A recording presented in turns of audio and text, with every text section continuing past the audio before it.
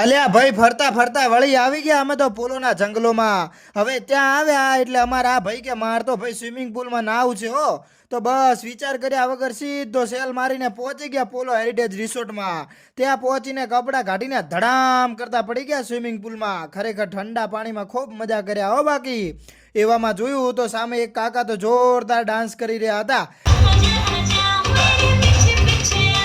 એ જોઈને તો ખરેખર મજા આવી ગઈ।